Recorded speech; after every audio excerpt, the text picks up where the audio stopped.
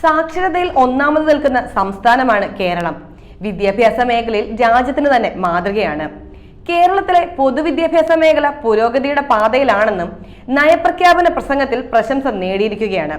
പൊതുവിദ്യാലയങ്ങളിൽ നിരവധി പുതിയ കെട്ടിടങ്ങൾ ഇതിനോടകം തന്നെ സർക്കാർ നിർമ്മിച്ചിട്ടുണ്ട്.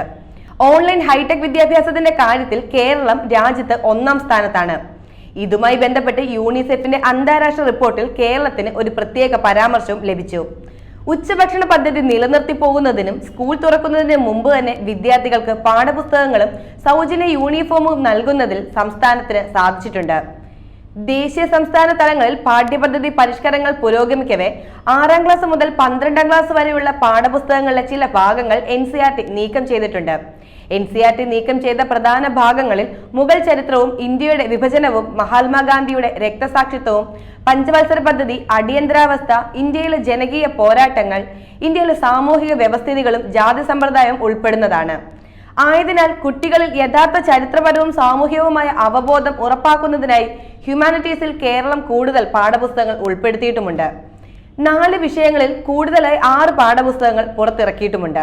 13,000-ൽ കൂടുതൽ വിദ്യാർത്ഥികളെ പങ്കെടുപ്പിച്ചുകൊണ്ടുള്ള ഏഷ്യയിലെ ഏറ്റവും വലിയ യൂത്ത് ആർട്ട് ഫെസ്റ്റിവൽ ആയ കേരള സ്കൂൾ കലോത്സവം കുറ്റമറ്റ രീതിയിൽ സംഘടിപ്പിക്കുവാൻ കേരളത്തിന് സാധിച്ചിട്ടുണ്ട്.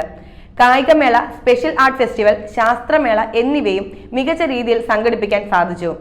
ഇത്തവണ ദേശീയ സ്കൂൾ കായികമേളയിൽ സീനിയർ അത്ലറ്റിക്സ് വിഭാഗത്തിൽ കേരളം ചാമ്പ്യനായി എന്നതും എടുത്തു പറയേണ്ട നേട്ടങ്ങളിൽ ഒന്നാണ്.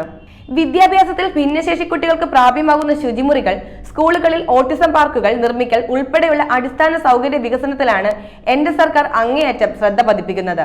2024-25 പുതിയ സംരംഭങ്ങളിൽ efficient waste management in schools, empowering girls through menstrual hygiene, support for extremely poor children എന്നിവ ഉൾപ്പെടുത്തുമെന്ന് ഉറപ്പ് നൽകിയിട്ടുണ്ട്. വരും കാലങ്ങളിൽ കാലഘട്ടത്തിനനുസരിച്ച് വികസനങ്ങളുടെ മാറ്റൊലിയാണ് ഇന്ന് നമ്മൾ കേൾക്കുന്നത്.